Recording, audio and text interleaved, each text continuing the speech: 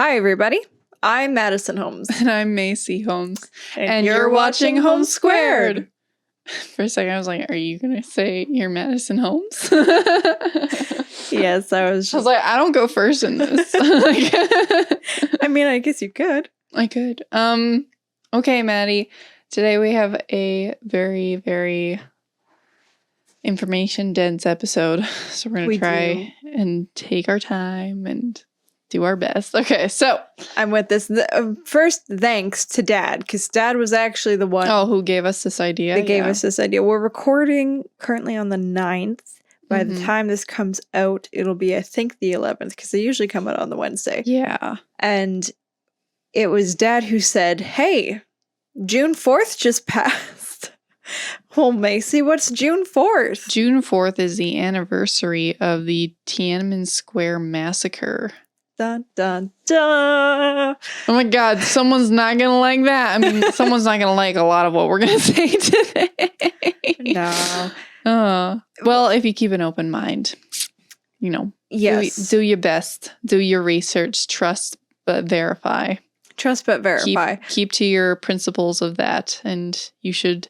I always say that if you trust your judgment and you trust what it is that you've done and the work that you've put in, then you should have no problem having it challenged. Right. And then, obviously, if it's challenged and you feel like there's some things that are not squaring up, then I guess you just gotta keep searching. It's what we talked about in our last episode. It's just, what are you going to do when you are misinformed, or when because again, we all are, right? And so, yeah, I think that's one of the biggest things. Again, people also watch our last episode's a good lead into this one. Yeah, it is that's because mode of attention, knowing the hemispheres, is everything. Even me and Macy doing this stuff, it's like, first of all, we're going to talk with more, we're going to talk as if we know things, but we are always being opened. Half of that comes from the fact that we are doing the research. Not everybody gets we have the luxury of listening to stuff while cleaning toilets. So we get to do this research and do the deep dive. So we do talk as if there is some confidence and some certainty in the knowledge, but we're always expanding and keeping an open model. So conversations are still able to be had and able to be discerned. But for those who haven't yet learned the skill and the lifestyle of open-minded thinking and expansionary models, our show will definitely give you a run for your money if it hasn't already.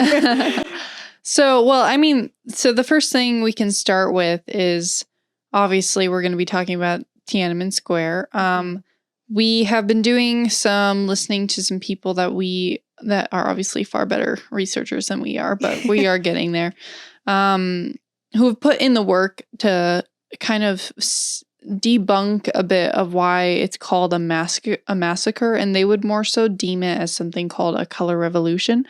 Now, for people who are probably familiar with the Ukraine 2014 protests, Maidan protests, that were kind of trying to overthrow Yanukovych, then like the Ukraine on Fire documentaries and part 1 and 2, then you guys are familiar with what a color revolution is.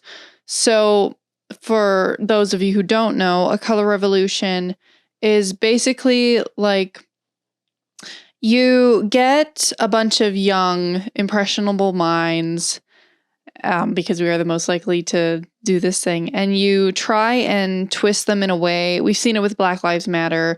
You try and twist them in a way where they demand reform, or they stir things up violently, so that way governments have to come in and they will either impose the problem, reaction, solution, Hegelian dialectic process, or you get, so that can be the way of like getting your government to basically overthrow a government that maybe you don't like. So you kind of created a bit of this like color revolutionary coup, or you demand that some sort of organization come in and save the day to help you with your reforms. So that way your government will comply, or again, insert somebody else, right?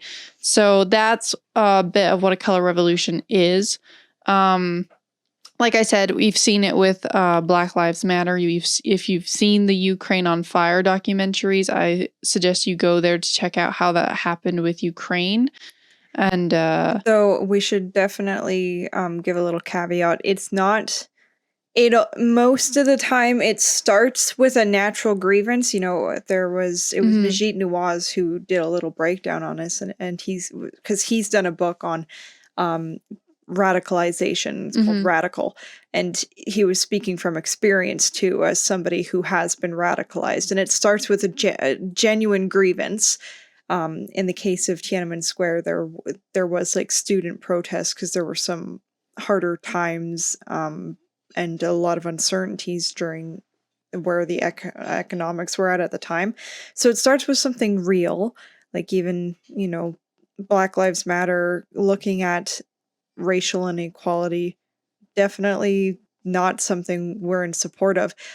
But these movements, and they almost always get co-opted. It may start natural, but it does not end that way. Yeah, it's like what happened in Germany. It's like you got horrible economics based on, going to war. So Germany was in a very uncertain place. We're like, oh my gosh, like what's going on? Partly we know that was actually instigated on purpose. It's like their economic situation was brought on purpose to create the instability because we're predicting it to happen here in the West. So if we think it's going to happen here, has it already happened in the past? Well, we already make the metaphors that we reference ourselves to being like Nazi Germany. So it's like, well, why is that? And it's because they were also going through their own economic system collapse. And then where that happened was, insert Hitler, insert your problem, reaction, solution. And we actually can even maybe on another episode link to how Hitler was involved with the Tavistock Institute and also backed by Western bankers, which if you don't know that, that'll be a fun one. But regardless, problem, reaction, solution. So it was even played out in Germany. And then when you had was, like the young, like in that movie Swing Kids or something, it was a great example where it was like the young, I guess, Nazi movement of the young kids, like hence again, young people, and they were impressionable. And then you started to Nazify them. No, I don't know if that's a word, but you started to Nazify them a bit. And then that created a large movement and what it is that you needed for your soldiers for the wars. So it's like that is an example of how that's also played out in the past as well. Yeah, that's on the local level when you're watching, local grievances get co-opted. And then another way because it's layered, obviously, it's tiered to these takeovers and getting what becomes a color revolution, also known as just a coup straight up. And the reason why I say that is because when it gets co-opted, it's no longer about whatever the local grievance was that the local population was having. You get these external tentacles that come in, and then their desires and their mode of attention, their plans, their agenda starts to implement. So whether it's the resources that's in it, or sometimes even the grievances, like Macy just said, being caused by external entities, for a bad economic system, it'll be done by bad policies. And in the case of Tiananmen Square, it wasn't necessarily, it was partly foreign implemented. By foreign, I mean things like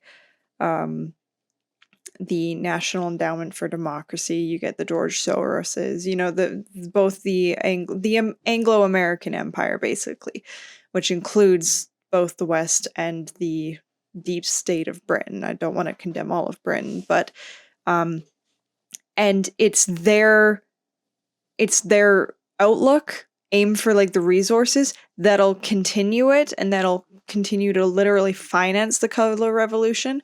Or in the case of the reason why I bring up NED is because Macy said, a government that we're not supportive of. Well, it can even be someone like we as people might be very supportive of the government, but maybe the government is doing what's best for the people and not what's best for the Anglo-American Empire. Maybe they're trying to keep their resources to themselves. Maybe they're trying to reindustrialize their broken third world country. And, well, the oligarchs don't like that. You know, your Henry Kissingers, your Soroses. So they go, oh, we need to implement a new government. Mhm. So we're gonna create the circumstances where we can start this color revolution. It's really just a coup to put in a new government that we support. Mhm. And even though the people might not actually have a problem with it. So that's also something that happens. Yeah, and it's really not hard to believe. Like, to me, because we're involved in like local politics, I'm like, you see it on that scale as well. It's like we'll be involved in things like maybe with like, yeah, exactly. Kickley is a great example. We were just talking about that. So on the municipal level, right? It's like, okay, so you got a group of people actually trying to like do something like the A Better Calgary Party, and they're trying to actually put in people that are grassroots and want the best for people, right? But then you have this like other external entity that wants to put its force and make sure that it's like what we call the Jody Gondek and the Hateful Eight. It's like put their resources and backing into that to make sure that we don't get in our guys, right? And so that they can keep perpetuating their agenda. But it also happens in the sense of like the UCP or in the, what is it? The APP. Alberta Prosperity Project.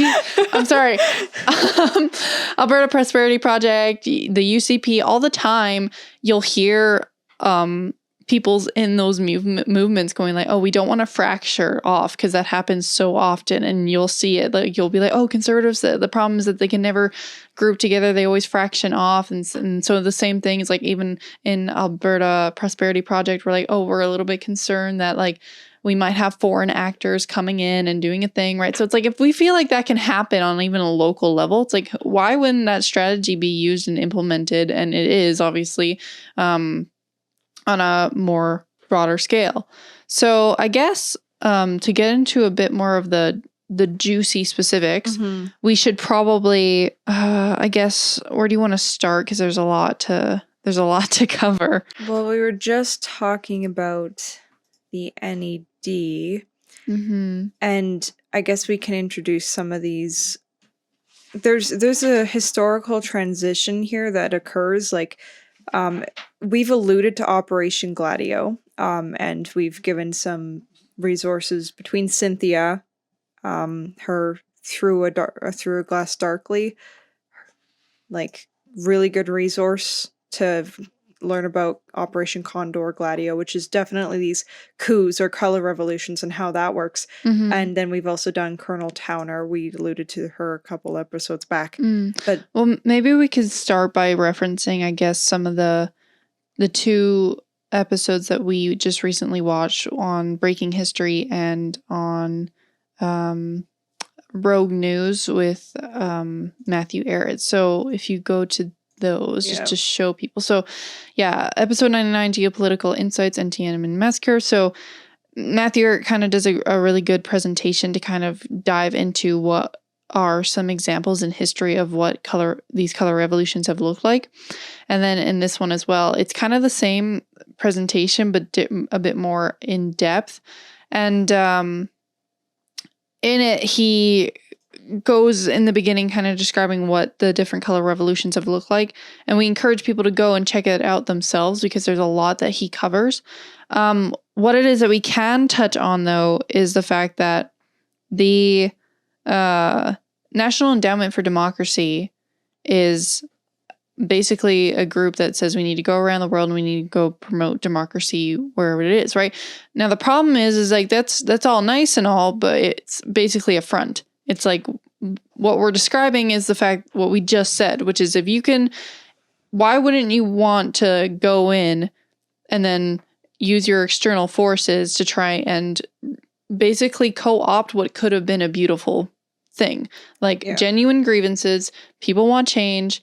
Now the question is like, is the person that these kids or something protesting the ideas that these kids are protesting, are they actually genuinely like bad ideas, Or is it external forces coming in and saying, we don't like this guy because actually he's against everything imperialistic that we are in favor of, or against everything oligarchical that we are in favor of, right? And so then through those videos that we just referenced, and also Colonel Towner-Watkins on Operation Gladio on our Rumble channel, they, and Cynthia Chung as well, they all deep dive into what the National Endowment for Democracy has done in trying to take out what we would call good actors and replace them with bad actors. Yeah, and that's not entirely a secret. Some people following the Trump administration, they've been looking at the NED funding a lot of these revolutions over the years. Like you got the 2003 Rose Revolution in Georgia, 2003 Hong Kong Revolution, both for the same reason, which you actually just brought to my attention because I knew the Hong Kong one, but I didn't know the Georgia one. Then you got 2014 for, these are the things that you have to realize. It's not a coincidence because in 2014 you had a Hong Kong color revolution. I believe that one might have been the umbrella one. And then also in 2014 you have Tiananmen. They have their revolution. That's the Sunflower Revolution. And you have one in Ukraine, the Myanmar, as you said, Maidan. And then 2019, and then there's Arab Springs 2011. But all of these have very similar funding going behind it. But it's not exactly a mystery because people have said Trump administration has been taking down and limiting NED and USAID because USAID have also helped fund these color revolutions, because they're helping implement their own agenda. But under the guise of democracy, both of these lately have been getting a bit more attention in the media, saying Trump is now recognizing and getting ready to bring them down. Now, Brian Brilitek from the new Atlas that you and I listen to, he's talked about how NED is not actually being dismantled.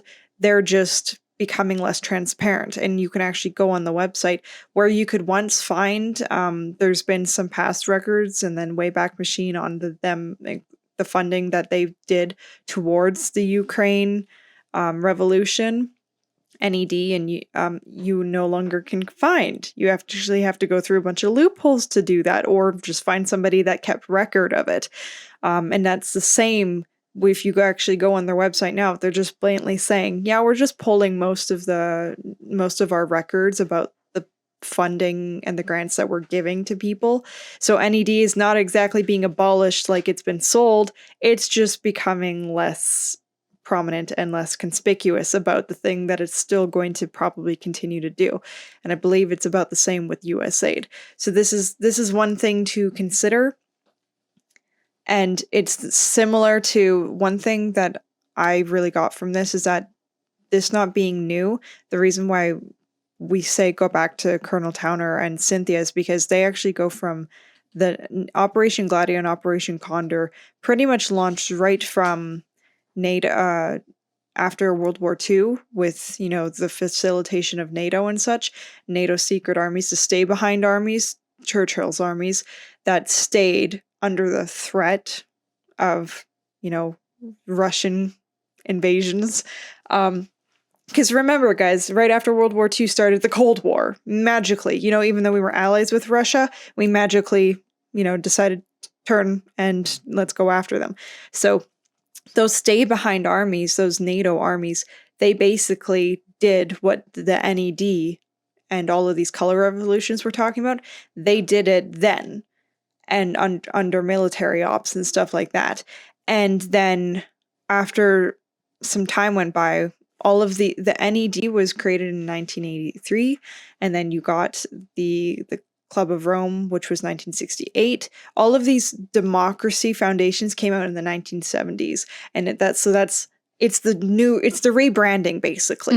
We always see how they rebrand to continue their mission. In my notes, I just wrote down, because I was just taking some notes, it says in 1975, the church committee hearings happened, and they were exposing things like MK Ultra, Project Mockingbird, CIA regime change. And in the 1990s, Operation Gladio was exposed along with NATO, right? But so you had like 1975, these things were being exposed. So then it was like, okay, we need to do a rebranding because people are starting to see what it is that we are doing. And so then so then they started doing basically like the Operation Gladio kind of setups, where it was like, okay, we're going to do counter insurgency through paramilitary operations. And so if you guys want to learn more about that, that's like Operation Condor, that is Operation Gladio. And then once probably in the 1990s, again, when Operation Gladio and NATO were getting exposed, what I would say happened then is then you started getting like, well, when did the NED, when was the NED created? In 1983. 1983. Okay. So right when that rebranding in 1975, when those things were getting exposed, that's when NED was created, yes, right? Exactly. And so that was being created. And then alongside that was also NATO and these Operation Gladio type tactics, which is funny because like some of it was like basically the CIA kind of saying like, we're just going to be creating our own kind of paramilitary. So it's like a parallel like not the military, but its own separate entity. Well, yeah, this is they send in NGOs now. So you get things like, okay, so you have the Open Society, which is literally funded by George Soros, and this audience will be familiar with George Soros.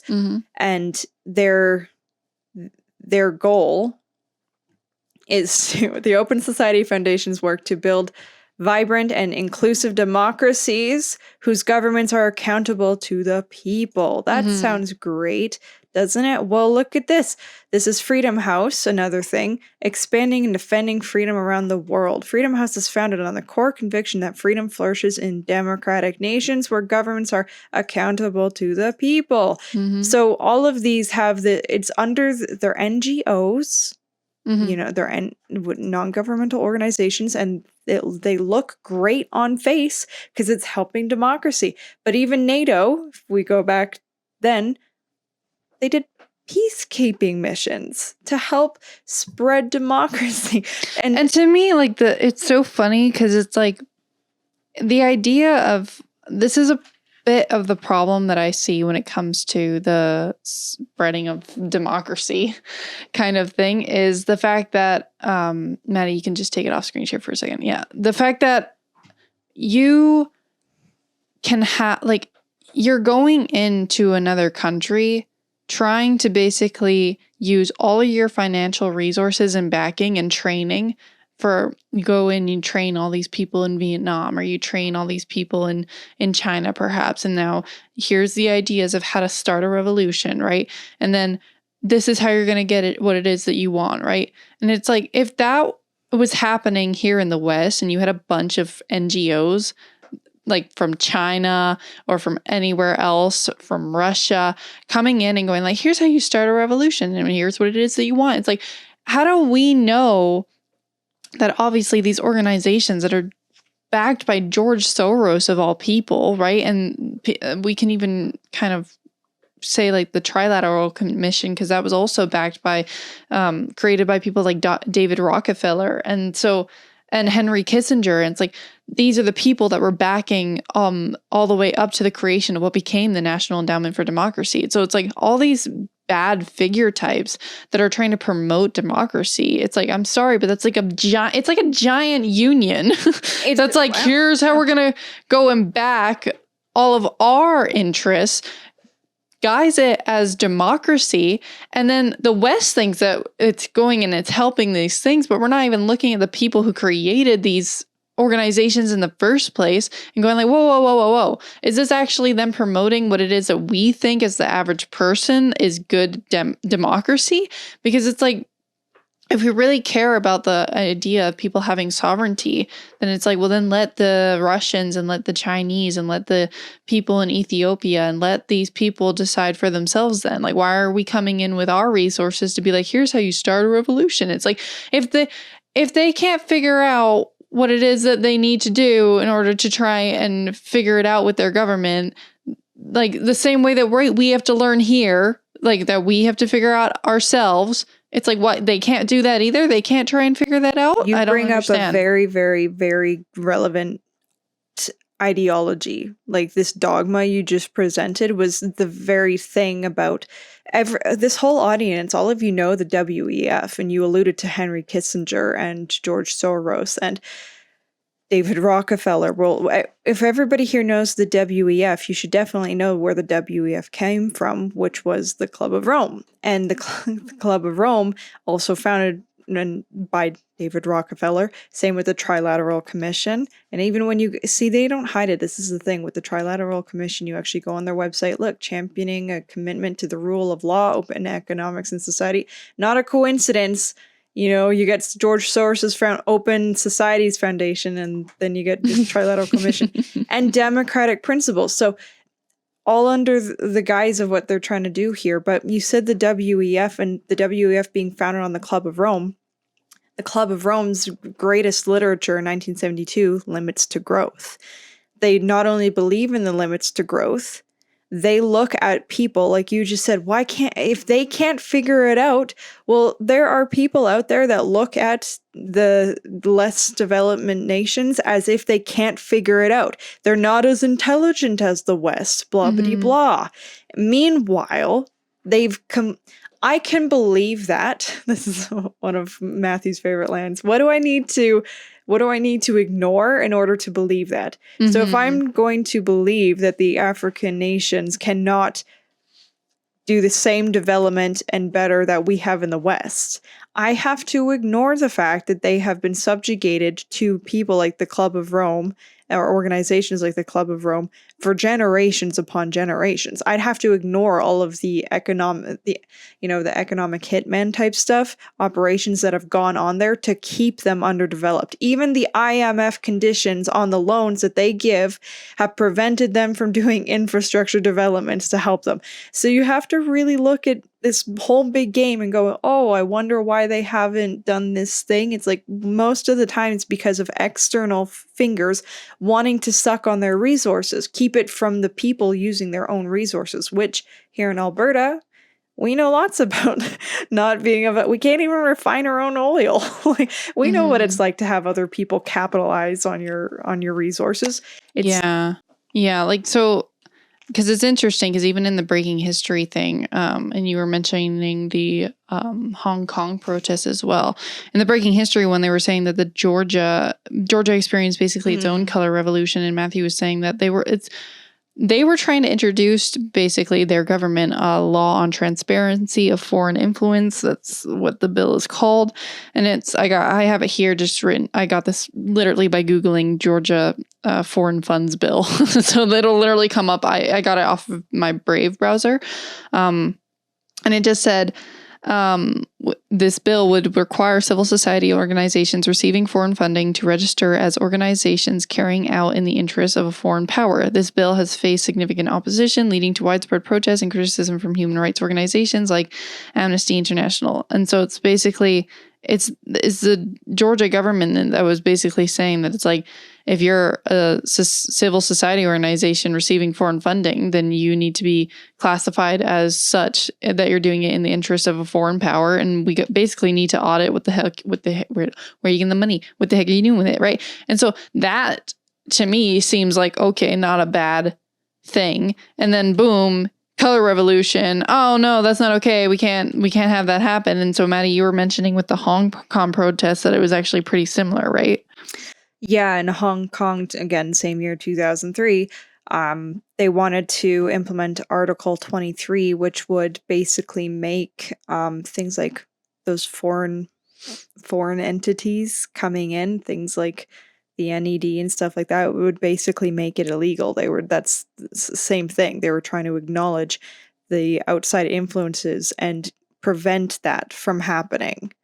So both of those things. And coincidentally, when I can't remember the name of the individual, it was a female, but when she announced that she was going to pass this Article 23 as law, suddenly, miraculously, hundreds upon thousands of people were protesting. It's like on a dime. And that's so is that naturally started? If that's one of the things, if people knew what that was about, well, they wouldn't be protesting it. That's the same thing in Hong Kong in 2019. There was Hong Kong was trying to introduce some sort of law, and it was to allow China to persecute certain criminals within Hong Kong. See, the way Hong Kong works is kind of like the City of London, just so people know. If people know the City of London, it has completely different jurisdiction than the rest of Britain. It has its own police force, its own kind of what Alberta's a little bit been advocating for, but we're a province. We're not like a tiny little oligarch within a city already. But the City of London has their own jurisdiction, just like the Vatican has their own jurisdiction, even though they're mixed in Italy. Same thing with Hong Kong. But there was a terrible crime that happened where some, boyfriend utterly butchered his girlfriend, but then he went to Hong Kong after doing it, and because of the way the whole one country, two systems China policy works, the Chinese government couldn't technically persecute the individual because he was hiding in Hong Kong, even though they committed a crime on Chinese soil. And most people acknowledge that Hong Kong is a part of China, but regardless.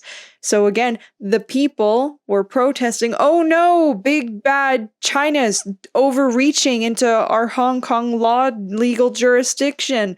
And they were protesting. Meanwhile, the Hong Kong government was trying to pass this to give the Chinese government the legal authority to persecute this murderer. And so that's, if people were informed, and it's not just the people, because I do understand, like we alluded to earlier, it's not just people getting misled. Some of these people are literally paid intelligence assets. And that's the thing that we see also with Tiananmen Square.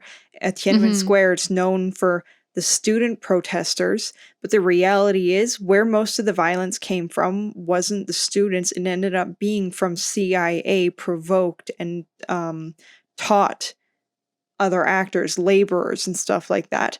So even though there might be a portion that was natural, the other portion, they are funded and they are hired actors. They're the extras in your movies, except nobody pays attention to them, even though they literally make the whole backdrop of the movie. And like we said, go check out those videos that we referenced in order to actually get some more information on that. Because I think, if you wanted to pull that one up as well, I watched one with Brian Berletic on the new Atlas, and it's Busting the Myth Surrounding 1989 Tiananmen Square. And he talks about how the different articles and also the different, I guess, leaks that came out showing that the CIA had a hand in it. And so don't just like take our word for it. They are the ones that present the evidence, and no use repeating what it is that they've said because they've said it. So we're just pointing you in the direction. But like I think it's important as well to maybe highlight Gene Sharp, because he was basically he made a documentary called How to Start a Revolution, and I have it in my notes, which was like, what was the intellectual wiring of the NED? And his ideology is the guiding force for many color revolutions that we've seen throughout history. Do you want to say something to that, Maddie, or should I just continue with my notes? Oh no, go ahead. Okay, so he worked for 30 years at the Center for International Affairs at Harvard University. And then co-founders of the Center for International Affairs were Henry Kissinger, which Henry Kissinger was director of the Rockefeller Foundation, which I was like, oh my gosh. Okay. And then you have, let's see, James Perkins as well. Let's see, and Samuel Huntington. And those are names that I want to mainly highlight the most when it comes to this, because the center is where Henry taught, but it's also where Klaus Schwab was studying and was mentored by Kissinger. And then obviously Klaus Schwab created the WWF. And during that time, that's when the Trilateral Commission was being created. Yeah, if you guys want timelines, like everybody knows WF was 1971, but then Trilateral Commission was like 1973. Yeah, I think I have it pulled up Club of Rome, here. 1968. Yeah, the Trilateral Commission, founded in 1973 by private citizens from Western Europe, Japan, and North America, aimed to foster closer cooperation among these regions on common problems. And then it says, on the list of people that are a part of this, Samuel P. Huntington, who authored the chapter on the United States on the crisis of democracy. And then you have David Rockefeller, Zbigniew Brzezinski, and these guys are founders of the Trilateral Commission. Yeah, the Trilateral Commission held a report, a crisis of democracy gathering in 1975, 2 years after its founding, where this Samuel P. Huntington individual helped host it. And the whole thing was on the necessity of foundations like Freedom House and NED and stuff like that to help democracy spread over in the future. Yeah, one of the quotes that I screenshotted actually from the Matthew video that we were watching, because I just thought it was very significant that Samuel P. Huntington, again, Trilateral Commission Project, Kyoto, Japan, Task Force on the Governability of Democracies. Governability of democracies. I'm just saying. Anyways, he said, one might consider means of securing support and resources from foundations, business corporations, labor unions, political parties, civic associations, and, where possible and appropriate, governmental agencies for the creation of an institute for the strengthening of democratic institutions. Right? So you're going to be grabbing all of these different resources to try and promote democracy. So again, that is the NED. And I actually have here my notes where if we take a look, it says the American Freedom Foundation spearheaded an act passed by Reagan called the National Endowment for Democracy Act, right? And then I think it was the American Freedom Foundation was also created around the exact same time that all of these different groups were being created as well, if I'm not mistaken. Yeah. And it was Bill Casey, who's the trilateral, who created the American Freedom Foundation. So there you go. But they make their intentions very clear. Another thing that was from Limits to Growth, we kind of alluded to that. Henry Kissinger, who's a fellow Trilateral Commission guy, he, and everybody knows, he basically trained and brought up and taught in all the same places that Klaus Schwab happened to be.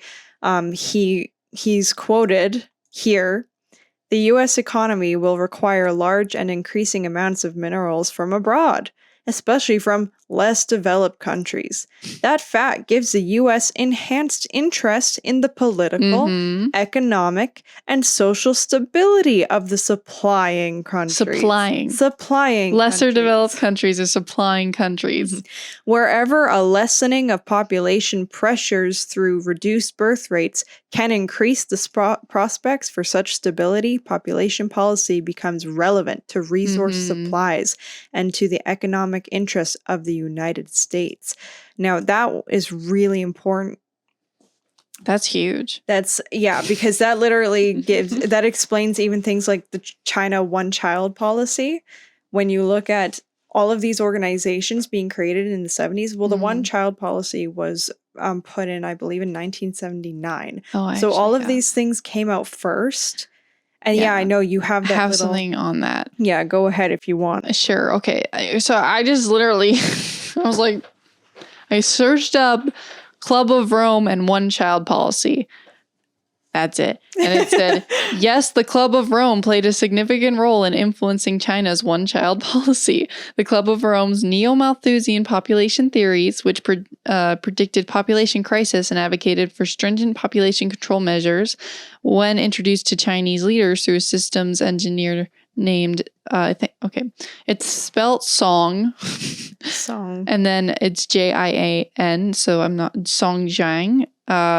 He was working in missile and aerospace science, attended the 7th Triennial World Congress of the International Federation of Automation Control in Helsinki in 1979, where he first encountered cybernetic-based methods of population control inspired by the Club of Rome's work. Upon returning to China, Song and his associates applied these theories to China's specific circumstances, leading to the implementation of the one-child policy in 1980. So it's interesting Because it's like we already don't like the depopulation narrative. I'm assuming all of us don't who are listening to this. And we know now where it comes from. It's actually hugely, if you guys want to look into the Club of Rome, it's huge on promoting things like Thomas Malthus, where it's just like limits to growth. There's too many people on the planet, and we don't have creative minds apparently that can solve these problems. So we just need to kill ourselves. It's like we were mentioning in episode back about the World Wildlife Fund and how Prince Bernhard of the Netherlands, actually I had it written somewhere in my notes as well, that they were connected basically to this depopulation agenda. But it's like, so even all the time people will go like, well, no, like George Soros was clearly an asset for China, but it's like, no, China was an asset for George Soros and the Club of Rome. Amen. Oh my God. So I'm like, I feel like people kind of get that a little bit around, but it's like, we just need to figure out, okay, so if we put in the work to figure out where all these families, these top families come from, the Rockefellers, the George Soroses, if we're trying to put in the work of what these think tanks are, right? It's like, okay, so where is that being played out upon other nations? Are we giving them our bad ideas instead of the other way around? And yes, of course, there's bad actors. So you'll have people like, what's his name, Maddie? The Zhou Ziang. Oh, Zhao Jiang. Zhao Jiang. You'll have people like Zhao Jiang that'll gravitate to the bad ideas and try and implement them. And actually, that's exactly what was happening at the time of the Tiananmen Square massacre. Yeah, Zhao Jiang, for those who don't know, was one of the he was in power in 1989 when Tiananmen Square occurred. And he has ties to Soros and then Ronald Reagan, who helped also pass things like... Who passed the National Endowment for Democracy the NED Act. So, but for those... Because Tiananmen Square, people look at Zhao Ziyang and they call him the Gorbachev of China. And if people know Russia's history a bit more than they know China's, and fair enough, same here until recently. But after the Soviet Union fell, the Anglo-American Empire, always wanting to overthrow Russia has been a long-term goal of theirs. But they thought this is a great opportunity to, liberalize them. Let's liberate them from their communist ways and teach them how to do, true capitalism and a free market economy. So they privatized everything, but radical privatization and radical free market economy only benefits the upper elites almost every time. So Russia ended up, all of these oligarchs were trying to incentivize privatization right after the Soviet Union fell. And speculation as well. And speculation. And it was funny because when these guys got kicked out, this Russian deep state that was in cahoots with the Soroses and the Anglo-American Empire, they got kicked to New York. They fled to New York to escape persecution in Russia for the treason of trying to economically rape their people. And it's funny because even people like some of the leaders of Tiananmen Square, after trying to lead and cause this violent uproar, of which one of the big myths about it is that all these students died and got crushed by tanks. But even the famous picture of the guy in front of the tank, he didn't get crushed. You can watch the full clip. He walked away. Other people helped guide him off away from the tanks. But he didn't get killed. But he didn't get killed, not in the least. And a lot of the violence didn't come to the students, nor from the students. And it wasn't even at the square. It wasn't. Apparently, it was 1,000 miles from the square. Yeah, it was somewhere else in Beijing, and more soldiers, actually, the People's Liberation Army, the PAL soldiers, who weren't armed, by the way. There's some pretty gross pictures, and we're not going to put them on here, but if you watch those videos and the presentation that Matthew gave on those that we alluded to earlier, you will see them. Brian Berletic, you will see the photos of the soldiers. There were more soldiers harmed in the making of this massacre than there were students. And some of them weren't even students; they were just adults. Again, people that were also provocateurs. This funded by George Soros. And there's there was this woman, I think, that you're referring to. I think her name is Chai Ling. She, in the Brian Berletic one, he plays the full video of what it is that she's talking about. And Matthew also quotes her as well. And she played a large part in the Tiananmen Square movement. And she was a prolific leader. And there's this thing called Operation Mockingbird. And I think that honestly... Yellowbird. Oh, sorry. Operation Yellowbird. And when you just simply Google it, Maddie, I put it in the Telegram. It's literally the latest link that you can grab. Yeah. At the very, very bottom. Everybody's familiar with the concept of Operation Yellowbird. Oh, okay. Everybody knows Operation Paperclip. If you've heard of Operation Paperclip, which is, them taking the after World War II, escaping all the Nazis into the West. Mm-hmm. Well, this is giving them new jobs. Giving them new jobs, most of them in NATO. Mm-hmm. Haha, funny how that works. Operation Yellowbird is the same thing. Yeah, it says that it was basically a British Hong Kong-based operation to help the Chinese dissidents who participated in the Tiananmen Square protests of 1989 to escape arrest by the Chinese government by facilitating their departure overseas via Hong Kong. Western intelligence agencies, such as Britain's Secret Intelligence Service, aka MI6, and the U.S. Central Intelligence Agency, CIA, were involved in the operation. So one of these issues, like 18 years old at the time. Chai Ling, she was involved in Operation Yellowbird and got sent to New York, where she probably lived out her days in luxury or whatever. But when she's quoted, if you guys go watch those videos, she's literally quoted as saying that she's sad because she doesn't know how to tell all the student protesters that we need more bloodshed in order to get the government to, crack down on us and kill us. So that way it gets people to see just how terrible they are for the movement to move forward. In my brain, when I saw that, I mean, like, we've made comments about the fact that it's like some people might not wake up to the fact of the vaccines until children are on the floor and dying, right? But we make those statements because we know it's already happening. So we say more children are just going to have to unfortunately be seen dead in order for people to understand that this is happening, right? But that's not us saying more children need to die, so we should probably facilitate that in order for people to see that our government's bad. It's like, no, if your government is bad as you say, as bad as you say it is, that's what the protests are in the first place. Not the protests are there to go and provoke the government to do a bad thing, so therefore you can justify, look, our government's bad. It's like, no, they should already be bad, and that should justify why you're there in the first place. Like, what? So I don't know. But anyway, she was part of this. She got escaped via MI6, via the CIA. Yeah, and so you have to be asking yourself, it's like, why?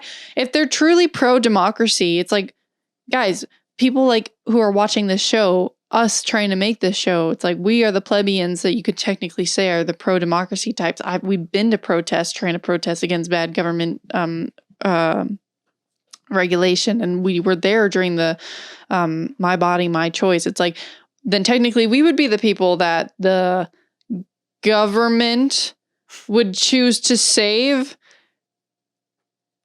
Like, what? Like, this is like the government that we're trying to protest, like, they're going to, and so I'm just like, Yeah.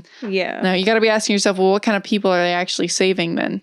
Yeah, and it's not a coincidence, again. So the Russian oligarchs, after the Soviet Union fell, they tried to privatize everything, and then, of course, got kicked out, and they were like recognized for the traitors against Russia that they were. They got moved, and they got sanctuary in New York. Well, these same people from Tiananmen Square, where they went to Hong Kong, because again, Hong Kong is under different jurisdiction than the rest of China, because if nobody knows the history of the century of humiliation of China's history, Hong Kong is basically just it's basically the Ukraine, it's basically another proxy country. And Taiwan. Taiwan and Hong Kong both are basically the proxy nations in China that are under the control and influence still, even though people will tell me Hong Kong, got released back to China. They're still financially completely controlled for the most part by the Anglo-American Empire. So considering that, those people from the Taiwan, the dissidents, they went to Hong Kong and then from there went to New York. And it's not a coincidence that they keep getting sanctuary in New York. Yeah, there's a series, I think, on probably Colonel Tanner's Rumble, but I also think it might be on War Hamster. If you guys go and check that one out on Rumble, I'm pretty sure it's simply just called War Hamster. And him and Colonel Tanner are doing a series on the Skull and Bones Societies. And so if you want to know why they're getting sent to New York, oh my god, there you go. it just gets bigger and bigger. I know. We haven't even touched upon Miles Guo. No, but that's another time, because we are at 50 minutes. So. Yeah. So, I guess then just to maybe close it off is it's like we know where we'll send you. We'll send you all those videos. So that's where we're just telling you to go and take a look for yourself. Because we did not touch nearly everything at all that is presented by these analysts and by these people that are trying to do the deep dive in the research. We showed you what it is that we simply just quick Google searched, and there you go. So I think the way that we can end this off is just basically remember that what's going on even your own local political scale could very much could be going on the global scale. And remember that the organizations that are trying to, I guess, ruin us are also trying to ruin other countries. Absolutely. And then we do need to remember that it's like, you may not think that you would be the type of person during the time of maybe the Red Scare when it was like, oh, Russia's trying to nuke everybody and, the Cold War and blah, blah, blah. You may have been like, oh, I totally would have seen past that. Like, just no, they weren't doing that. Like, now we understand that that's a bit of a hoax. The Cold War was definitely a hoax. And if you don't, then again, Cynthia Chung's work, she has a book series, a book called The Sun on Which the Black Sun Never Set. Me and Maddie did a podcast episode with her on our Substack. So just regardless, if you do understand that was a hoax, or even if you understand that the Ukraine 2014 protests were a hoax, it's just so you can go and you can think that far ahead. But now when we're being told that we're being infiltrated by China, it's like, what if that is a projection and we are literally doing that to other foreign countries? And the evidence has shown that that is exactly what the Anglo-American empire has done and continues to do. So check that out for yourself. Don't just take our word for it. We've given you a whole list of names so you can deep dive to check that out. So yeah, that's all I got. Yeah, that's pretty much it. So thank you everybody for coming on this debunking the Tiananmen Square massacre myth with us. You should have definitely a lot to think about, and we can do more in the future. Our whole thing is just, again, critical thinking. Where this isn't like a you could call us Chinese sympathizers, but I mean, that would be your label. And then I'd ask you, okay, why are you labeling us that? Because I don't label us that. But it's really just how to think through. Like Macy said, I know they're fooling us. We know that. WEF is the easiest one. Episodes back, we talked about all the think tanks and the Fabian societies and stuff like that that are everywhere. We know we're being misled. And this whole program, if anybody's confused about our intentions, it's just, okay, where else are we being misled? Like Macy said, the previous episode, to come full circle, is a really good indicator of our motivations, because me and Macy know that we're always getting a little bit of misinformed. We have mis, dis, and mal everywhere. That being the case, everything that it seems like a standard thing, like the Tiananmen Square or the anniversary just came up and everybody knows what happened to Tiananmen Square. Do we? Yeah, I mean, exactly. It's like you guys question the narrative of the vaccines, and then it just led you down a whole rabbit hole of where else is my government lying to me. Vaccines are safe and effective. It's as simple as where else is your government lying to you? Where else? That's it. So thanks everybody for keeping an open mind. And till next time, this has been Holmes².